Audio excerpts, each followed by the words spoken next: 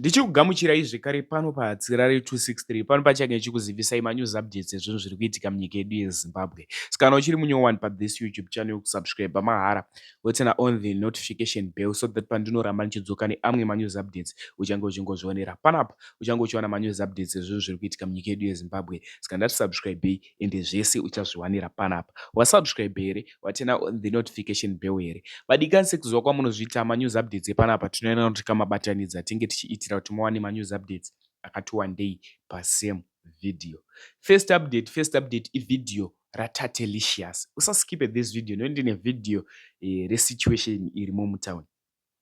First update ivideo ratatelicious apo pawataura kuti vatomirira vaGeza. So loti muone video iroro wapedza kuona video tazvonofuka mucomment section kuti boy here Tatelicious zvavataura izvi. Nombori share this video kuhama neshamwari. Zvanda kuita munguva inoida kumbokusiyai muchiona video raTatelicious achitaura iye kuti tamirira vaGeza. Ndatione this video. vaGeza, we are waiting for the signal. Takangomirira nekuti zviro mukati hakusisira signal. Amwe takapisa mapoto kuna mnanga kwatokudzokera sei. Signal, give us signal, Geza. Hey, General, where you? Atina kuvata. Takato sunga majombo izozvo. Where is the signal? Give a signal.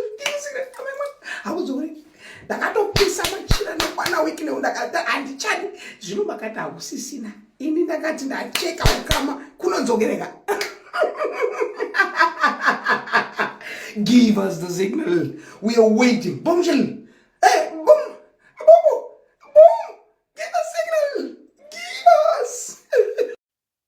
Next update ivideo recurring situation yange irimo mutown. Video iri ratorwa na 3:30 muCBD mese muchitendererwa muchiratidzwa kunze makamira sei ende zvirimo mutown. Ndatione this video.